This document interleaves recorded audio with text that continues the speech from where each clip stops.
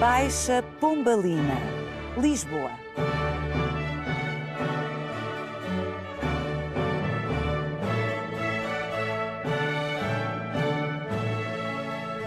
Há quem veja neste arco triunfal uma celebração pelo modo como Lisboa se reergueu depois do terremoto de 1755.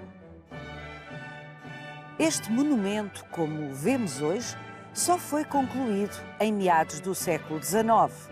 Mas é um facto que a visão e a eficácia de Sebastião José de Carvalho e Melo e dos seus engenheiros na resposta à calamidade de 1755 ficariam para a história da Europa como um caso único. 3 anos, tão só 3 anos depois do terremoto, o plano para a reconstrução de Lisboa estava pronto e as obras tinham começado. O plano da reconstrução de Lisboa de meados do século XVIII é considerado pelos especialistas o primeiro plano urbanístico do mundo moderno. As artérias, a régua e esquadro da chamada Baixa Pombalina deixam absolutamente claro que o objetivo do plano de 1758 não foi apenas reconstruir Lisboa. Foi reinventar Lisboa. Reinventar com uma nova racionalidade.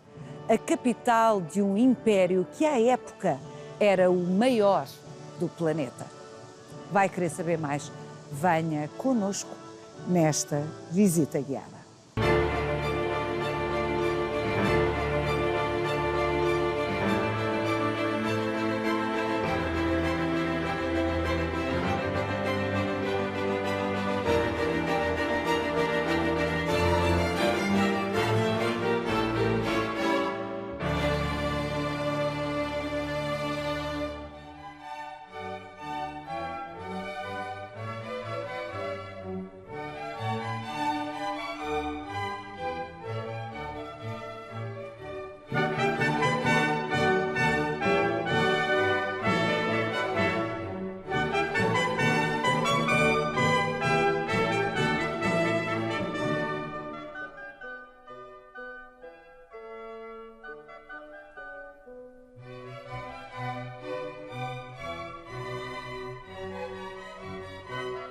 Bem, Ana Tostões sempre quis vir aqui acima, finalmente.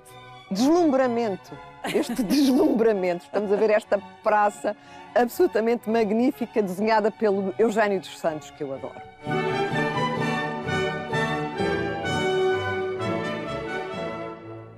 Depois da calamitosa devastação do terremoto de 1755, Lisboa foi reinventada por um plano urbanístico e arquitetónico que muitos investigadores hoje consideram o primeiro plano urbanístico do mundo moderno.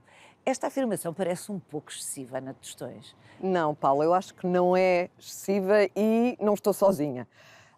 O plano de reconstrução, aquilo que nós chamamos a Lisboa Pombalina, é de facto o primeiro ato de urbanismo moderno do mundo ocidental. E é muito interessante vermos como a grande praça se articulou em sistema, em rede, com uma cidade nova que se construía sobre uma antiga. Ou seja, naquele século XVIII, que é o tempo do iluminismo, da crescente vitória da ciência, do rigor, da quantificação, o que é que nós vamos ter? Vamos ter o plano da Lisboa Pombalina exatamente a marcar o meio do século e a marcar essa mudança.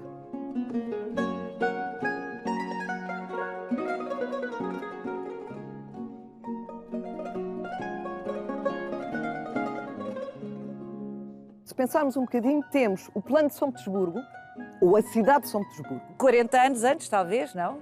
50 anos antes, não é? Na margem do rio Neva, onde não havia nada, eram lodos. E pronto, e é Pedro o Grande, autocrático, que vai fazer aquela cidade, enfim, virada para a Europa. Mas do nada, do nada. E depois, no final do século, temos uma outra cidade, que já é uma outra realidade, feita nas margens do rio Potomac, Washington, que é o símbolo de um mundo novo, do mundo que se libertou do colonialismo. A mais-valia de Lisboa é uma reconstrução sobre o existente, uma cidade destruída. A Praça de Comércio que estamos a ver era o Terreiro de Paço, que deixou de ser o Paço, deixou de ser o Palácio e passou a ser o lugar do aparelho de Estado. Este plano é uma operação financeira, é um sistema jurídico, é uma transformação de uma sociedade. São Petersburgo e Washington estão a ser feitos num lugar onde não havia nada. Aqui está-se a transformar uma sociedade antes do tempo. A sociedade não estava preparada, como sabemos.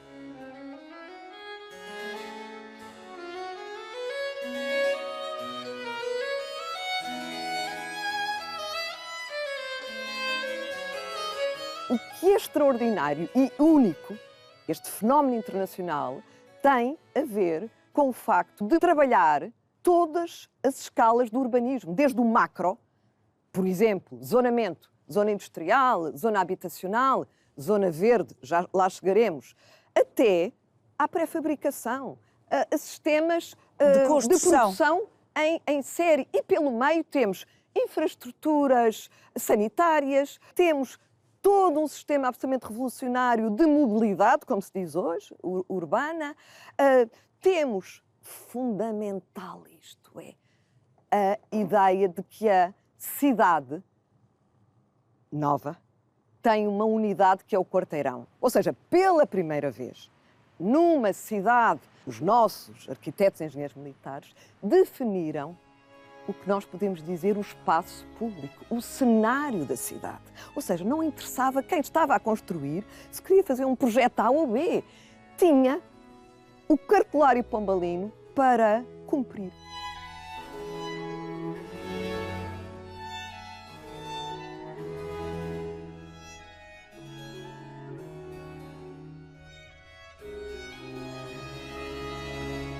Muito importante é não esquecermos que o Marquês de Pombal levou o plano até ao fim.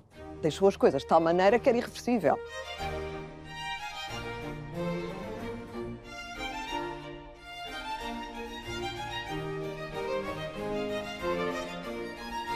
O mundo estava a mudar, estávamos a sair do antigo regime.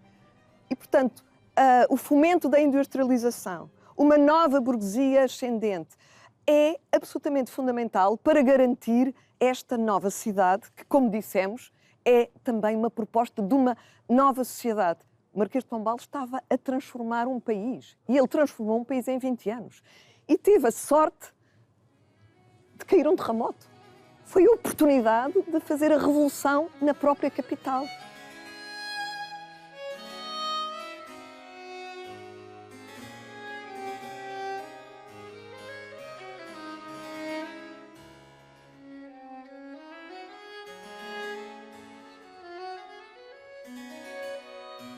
Esta excepcionalidade deste plano é ensinada nas escolas de arquitetura, de urbanismo. É importante percebermos que, inclusivamente em Portugal, demorou muito tempo para que o plano fosse reconhecido como algo de excepcional, não é? E deve-se muito ao trabalho do José Augusto de França, feito em Paris. Ele tinha que o fazer fora. Não é?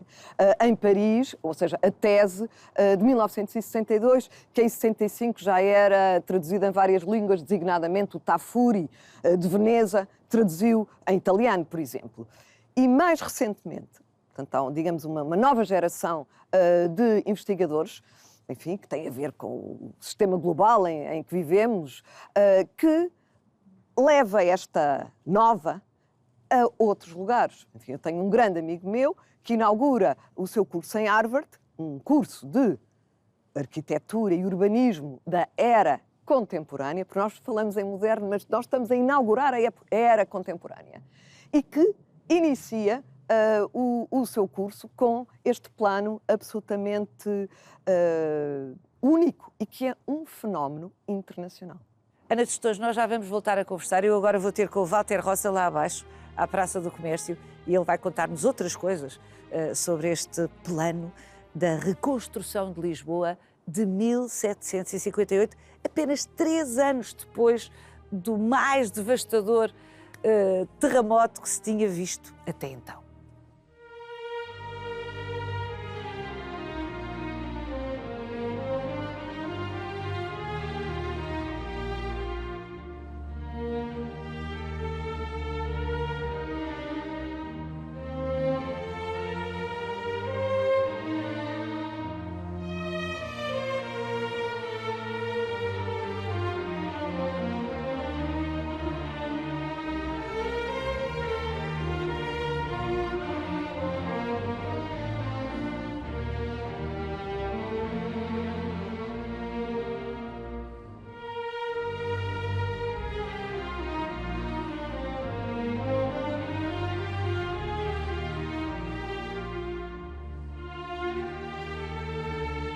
Walter Roça, aprendi consigo que esta praça, depois do terremoto de 1755, quase duplicou de tamanho. Sim, esta praça, que era o Terreiro do Paço, tinha aqui do lado poente o Paço Real e um torreão, uma imagem muito forte, tinha esta largura, sensivelmente, uma diferença muito pequena, mas a água batia ali onde está a estátua. Com a elaboração do plano, há uma decisão importante, que é de terraplanar e fazer aquilo que eles chamavam o tabuleiro, portanto, o território da Baixa não era plano como nós o vemos hoje, e, portanto, todo esse aterro, bem como o das demolições, é utilizado para estender a praça. Aliás, toda a Baixa, as zonas mais baixas, subiram na ordem de 1 metro e pouco.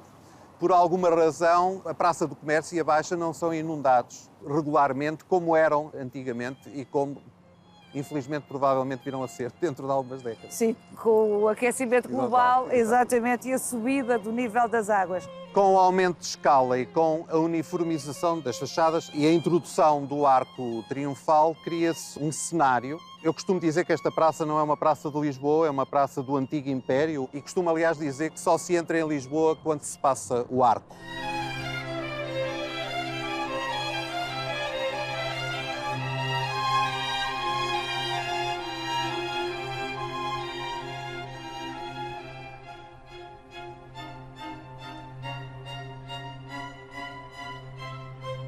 É uma praça que tem uma escala única, é uma das maiores praças do mundo e com um grande impacto e com esta ideia clara de um espaço de contemplação. Eles, na altura, em toda a documentação, nunca se referem a rio, falam sempre de mar. É muito interessante essa asserção da época, não é? E, portanto, há essa ideia de conexão e depois também é muito interessante dizer uma coisa que muitas vezes se ignora, é que as principais capitais dos outros sítios, o Rio de Janeiro, Salvador, Goa, Panjim, Luanda, tinham terreiros do Paço também, com os palácios de governo, com a alfândega, etc. É evidente que tudo isso tem muito a ver com a lógica anterior. Esta praça, quando surge, não é o poder da monarquia no sentido físico, até porque o palácio sai daqui. O que se vai instalar aqui é todo o aparelho de Estado, a Bolsa. A praça, aliás, ganha a designação de Praça do Comércio, porque o comércio na altura é entendido como nós hoje diríamos economia, não é? E, portanto, é essa nova dinâmica do reformismo pombalino, portanto, é um espaço inaugural do próprio reformismo pombalino e tudo o que ele vai implementar, não só no território que hoje é Portugal, como em todo o Império.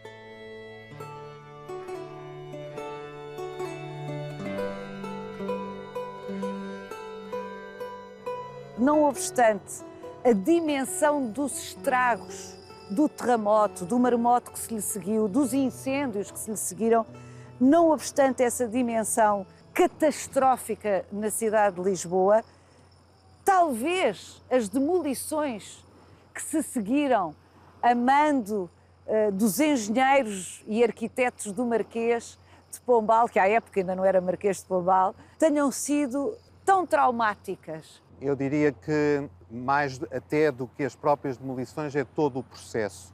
Durante 2 anos e meio fizeram-se as demolições de edifícios, uns em estado de risco, outros nem tanto. Aliás, supõe-se que a maioria poderiam ter sido recuperados.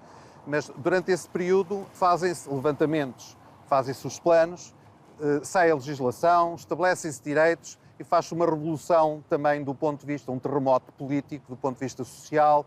Eu acho que esse tempo longo em que é proibido construir, em que é proibido decidir, investir, que é proibido estar, em que há assaltos. Em que muita gente ficou na rua, sem casa. Ficou na rua, as próprias instituições não tinham sítio de funcionamento, não tinham espaço. Dou um exemplo, fala-se da criação da Casa do Risco logo em abril de 1756.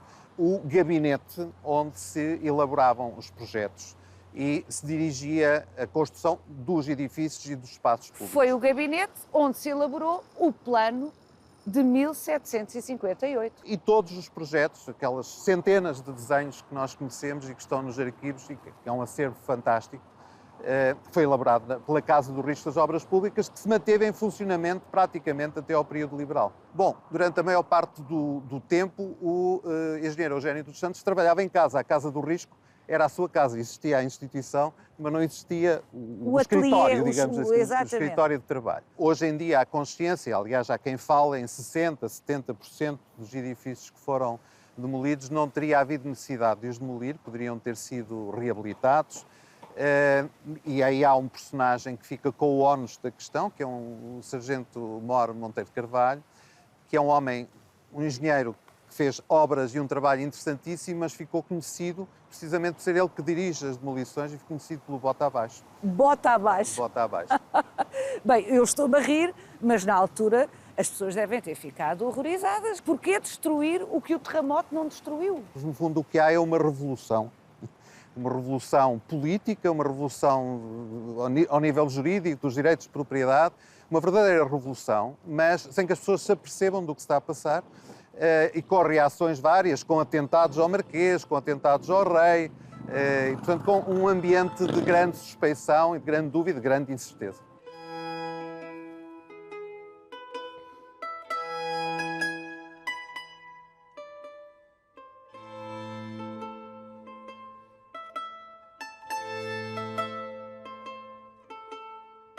Como é que foi possível, em 5 meses, haver um pré-plano para, não é bem a reconstrução, é a reinvenção da Baixa, do Vale da Baixa de Lisboa?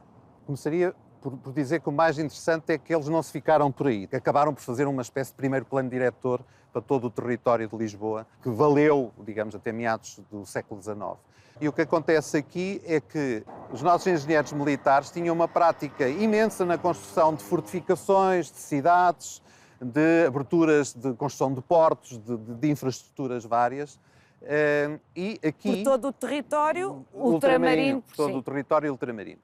E nós temos que ver o que é o Brasil, não é? São para cima de 200 de cidades fundadas em muito pouco tempo, nas últimas décadas antes do terremoto e depois também, que são feitas pelos portugueses. Em Lisboa, acontece que se falava da necessidade de uma profunda reforma urbanística, já desde praticamente o século XVI. A cidade tinha imensos problemas, designadamente de salubridade, tinha crescido mal, e havia estudos concretos, desde o início do reinado de Dom João V, nos quais há vários personagens, mas há um personagem chamado Manuel da Maia que começa como ajudante e quando chegamos ao terremoto é o engenheiro Moro. Ele tinha feito o levantamento do território de Lisboa, que depois vai servir de base para a elaboração do plano, tinha participado com a vinda de arquitetos estrangeiros para o novo palácio, participou ativamente na obra das Águas Livres, não esqueçamos que estava fresquinha, na altura, acabada de fazer, e ainda com várias frentes, os chafarizes de distribuição são feitos depois também durante este período. Portanto, havia um conhecimento profundo daquilo que era preciso fazer-se em Lisboa e do que era Lisboa. Portanto, a capacidade técnica existia, surgiu a capacidade política e surgiu a oportunidade, o que é uma conjugação de facto raríssima e que permite, num curto espaço de tempo, transpor e construir um plano a partir da catástrofe. Aliás, a catástrofe, para os urbanistas, eu diria que para Lisboa foi uma enorme oportunidade. Um folheto da época que circulou pela cidade dizia: não podia ter sucedido a Lisboa a desgraça mais feliz.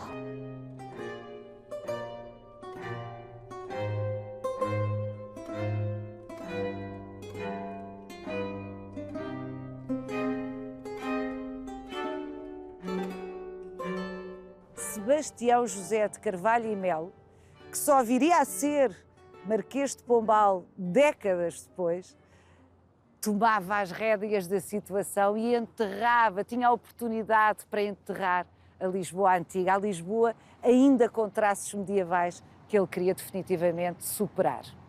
E para o Marquês de Pombal, futuro Marquês de Pombal, era a oportunidade não apenas para Lisboa, mas para tomar o poder.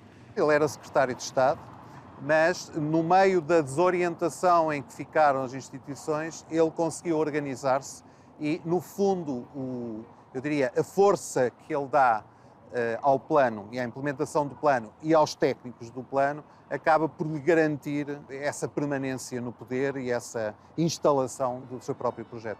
Vamos ver de perto agora alguns aspectos arquitetónicos? Com todo o gosto.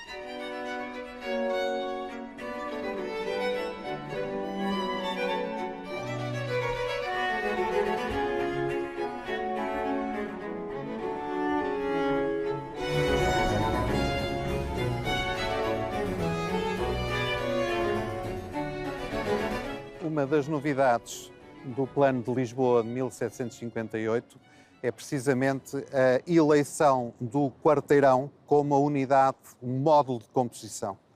Portanto, tudo é feito em função do espaço público, há uma submissão clara do interesse privado ao espaço público e ao interesse público, e as igrejas são talvez aquilo por onde é mais fácil perceber o que é que isto quer dizer, porque as igrejas que funcionavam de forma destacada, com protagonismo no espaço público, na paisagem urbana, no antigo regime, antes do terremoto, vão passar a estar integradas, quase como se fosse uma cassete metida num quarteirão. Este caso aqui é um caso paradigmático. A antiga Igreja de São Julião, não é? A antiga Igreja de São Julião, hoje Museu do Dinheiro e do Banco de Portugal, e que, tendo apenas esta permissão de, na fachada principal, poderem ter uma decoração que, aliás, nunca é muito efusiva nem muito em relevo, digamos assim. E um dos aspectos também muito curiosos é que nenhuma das igrejas da Baixa, há várias, a fachada não tem torres e as sineiras são relegadas para o interior do quarteirão. Esta, por acaso, é a sineira que se vê melhor, as outras a maior parte das pessoas nem percebe. Mas vejamos claramente como a igreja, de facto, está metida e o que temos é a leitura do quarteirão com a fachada tipificada que percorre a Baixa com algumas variações de varanda aqui, varanda acolá, sacada, mas basicamente a fachada tipo. Portanto, esta submissão, não interessa nada o que se passa dentro dos quarteirões ou dos edifícios. Há muito poucos projetos dos interiores. Portanto, não há regra para o interior. Não há regra para o interior. Os proprietários, aquilo que eram obrigados a cumprir era a fachada e a volumetria.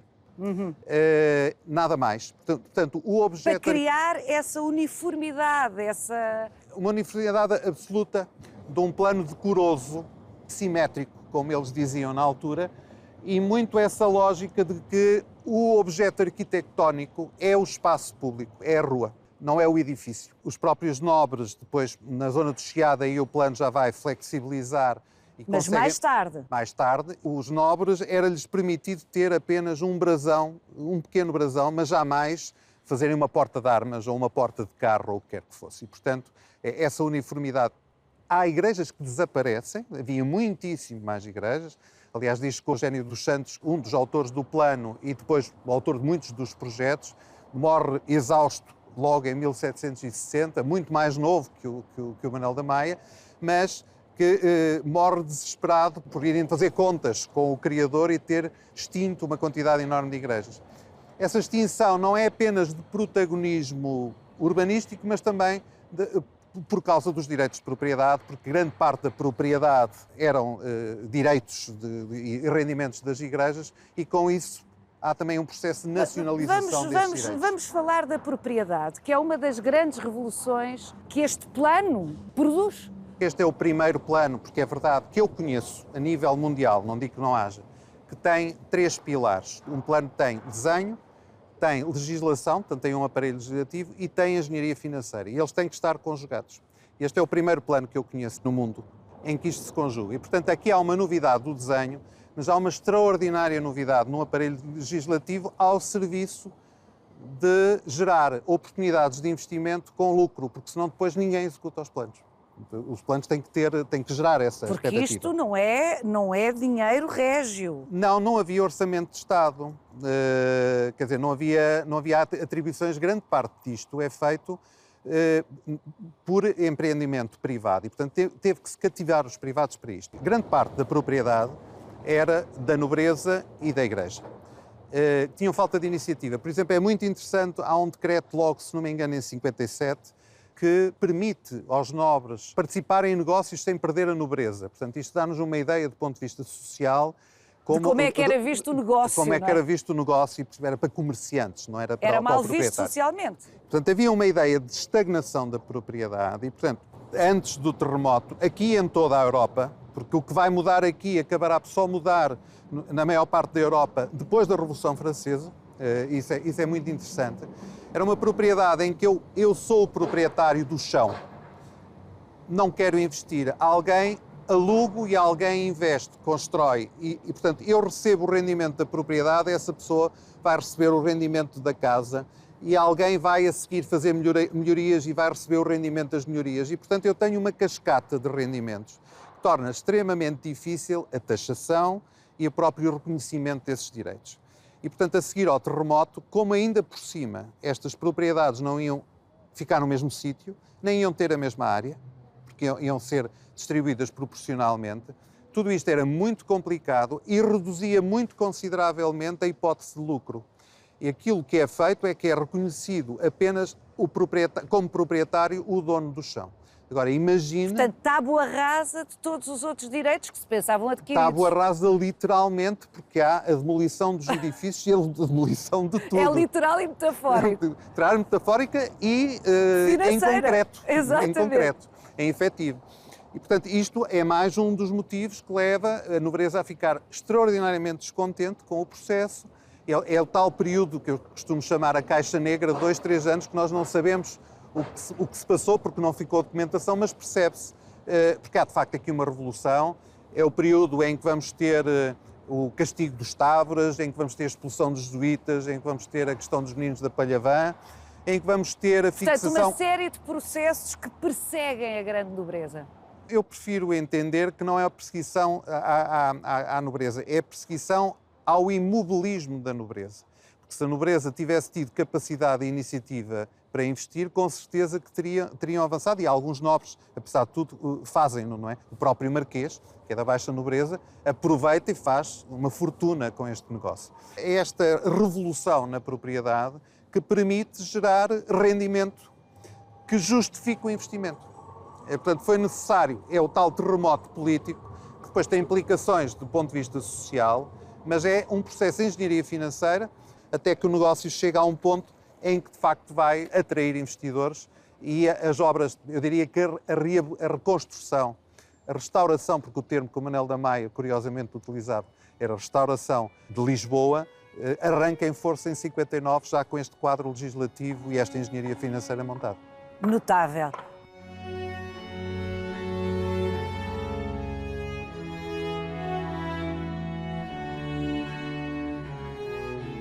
O que é que vem pré-fabricado para o estaleiro da obra?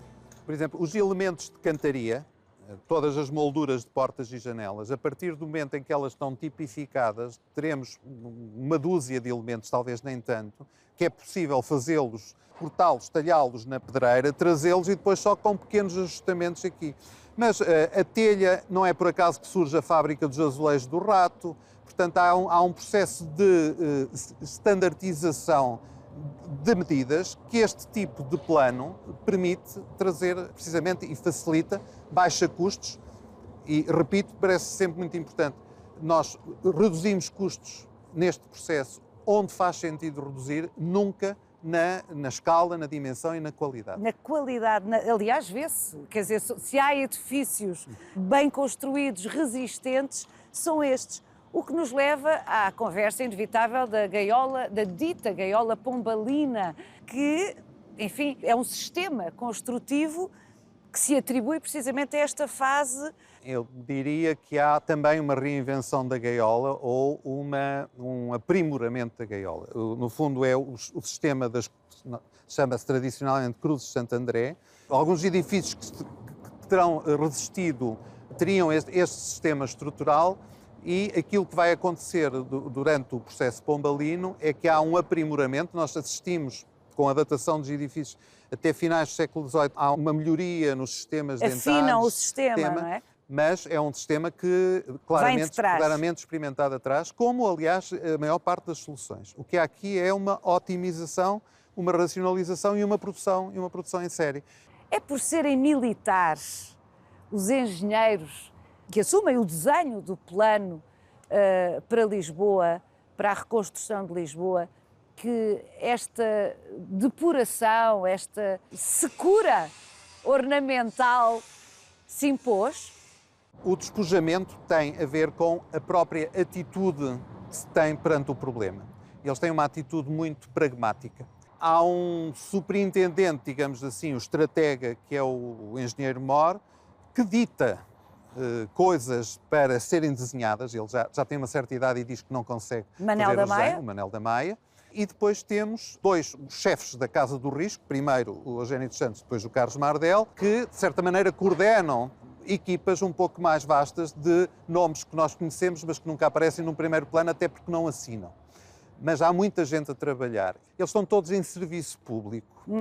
E, portanto, a hierarquia é fundamental para a disciplina com que tudo isto se faz. Poderia ser possível, como foi depois em muitos edifícios, aprimorá-los, dotá-los de elementos decorativos. Sim, no século XIX, grande parte destes edifícios foram decorados. Agora, eu tenho que ter uma base, aquilo que é a verdadeira tectónica da arquitetura, que é a composição, a proporção, a qualidade construtiva. Essa tinha que estar garantida e essa foi garantida por essa disciplina e por essa aplicação justa dos meios, aquilo que eu chamo a economia da obra, no verdadeiro sentido de economia, não no sentido de poupança.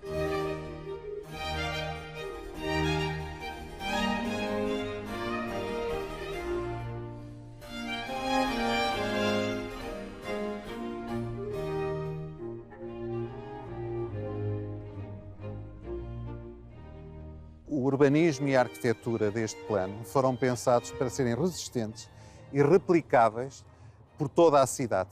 Aliás, diga-se de passagem, replicados noutros sítios, como vamos ver depois, em Vila Real de Santo António e em muitos outros pontos do Império.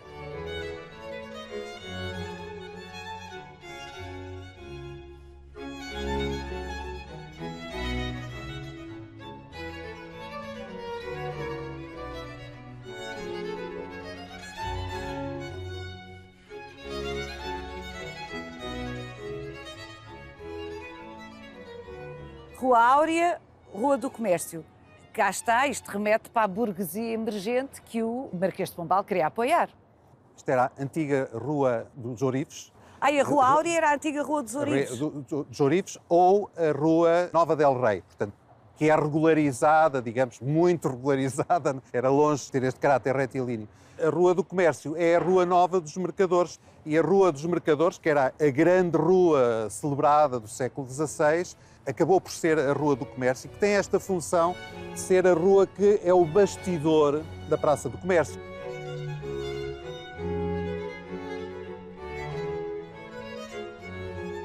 É evidente que esta proximidade dos homens de negócios da Praça de Lisboa, como era uma expressão utilizada, era uma proximidade ao poder, às repartições públicas, e isso vai se reproduzir, porque nós o que vamos assistir lentamente, depois muito no século XIX, é que a instalação do novo sistema financeiro que sai da Revolução Industrial, sistema bancário, seguradoras, etc., vão estar todas aqui coladas. Alguns dos bancos estão mesmo colados no mesmo quarteirão aos edifícios do Ministério. Portanto, numa espécie de promiscuidade de... Essa coabitação vem de longe. Nós, na província, quando dizemos terreiro do paço, não nos referimos apenas ao poder político, referimos ao poder. Também financeiro. Também financeiro. Bom, estes homens de negócios da Praça de Lisboa eram comerciantes, os comerciantes do Império Ultramarino, os donos, os armadores, que aliás começam por ser favorecidos logo pelo Marquês de Pombal, ainda antes do terremoto, com a concessão de muitos dos monopólios do comércio ultramarino e que depois vão ser multiplicados. E são as pessoas que têm ambição e capacidade, eu diria, capacidade mental, não é apenas financeira, para poderem investir no negócio da reconstrução.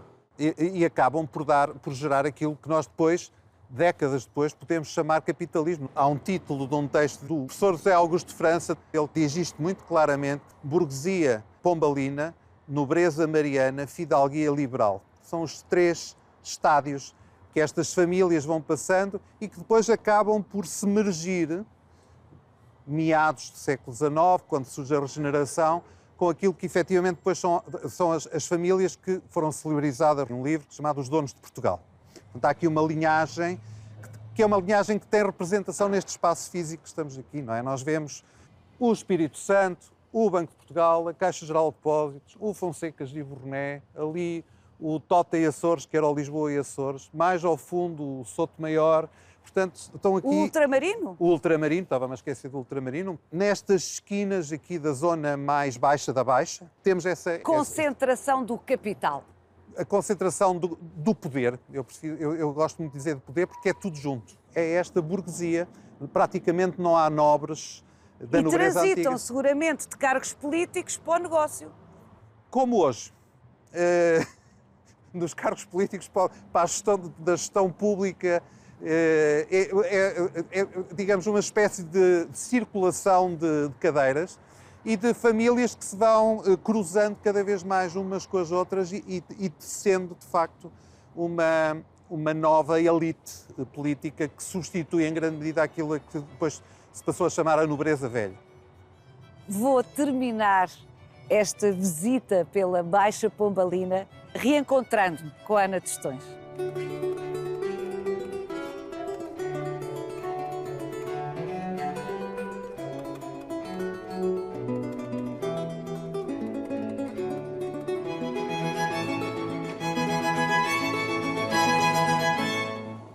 Ana Tostões, o Rossio já era Rossio, ou seja, uma praça nevrálgica na cidade, há muitos séculos, quando ocorreu o terremoto de 1755.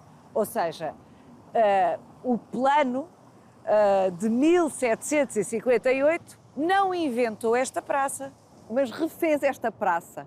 E o aspecto genial, no meu ponto de vista, do plano, é o modo como foi capaz de articular o que já existia, as pré-existências. O Rossio é redefinido.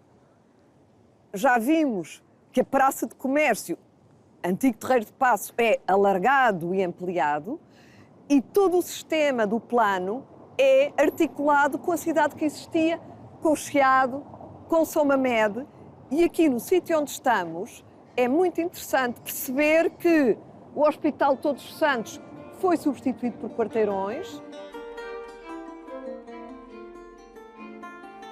Este desenho tão especial do Carlos Mardel tinha as fachadas simétricas 2 a 2, portanto, deste lado e do lado. Portanto, laterais simétricas dos topos da praça, exatamente, simétricas entre si. Portanto, o edifício do lado norte sofre um incêndio em 1836 e é cedido. Não podemos esquecer que a Inquisição tinha terminado em 1821 e que Almeida Garrett era o grande homem da cultura e até já era vereador municipal. E, portanto, é muito interessante ver que o seu projeto da criação de um grande teatro nacional é justamente construído sobre o edifício incendiado. E estamos claramente num momento romântico em que podemos dizer que o plano é humanizado, que é apropriado. E o Rossio é, mais uma vez, um excelente exemplo para percebermos isso. É o primeiro desenho de empedrado com o desenho das ondas, enfim, que são levadas para o mundo neste momento. E depois é, enfim, todo o mobiliário urbano, da estátua às fontes.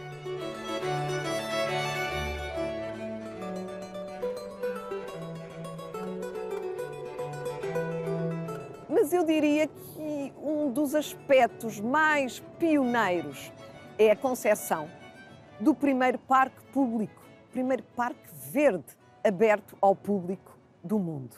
Do mundo? Do mundo, do mundo. É absolutamente extraordinário realizarmos que só 2 décadas depois é que em Munique é aberto, de facto, o jardim inglês, o Das English Garten. Ou seja, o passeio público, que é como conceito integrado no tal sistema, se quisermos, macro, do plano de 1758, é o primeiro jardim público. Até aí os jardins eram propriedade privada. Portanto, normalmente afetos a casas. A casas, a palácios, eram jardins reais, não, eram jardins de utilização pública.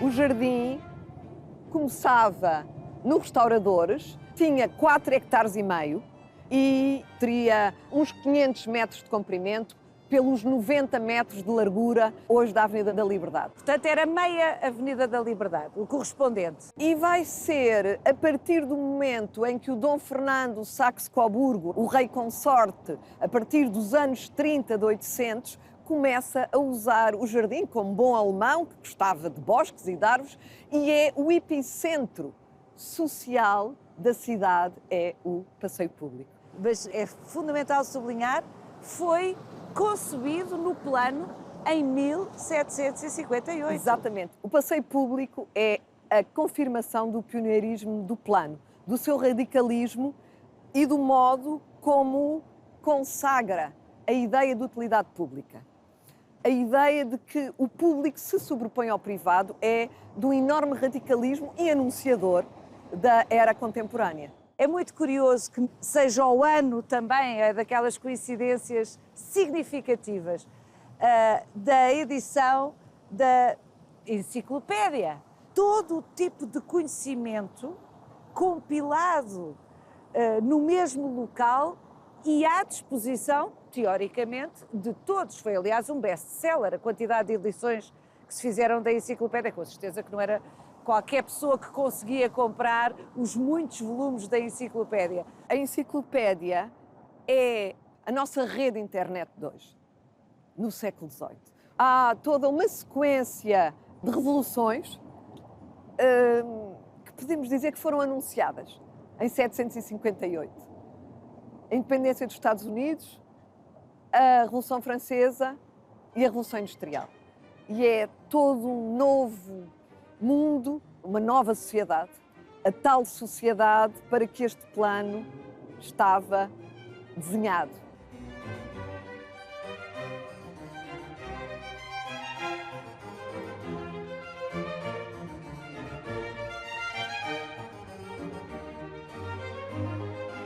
Siga-nos no Instagram, no Facebook e na nossa página onde pode rever este e os outros Visita Guiada.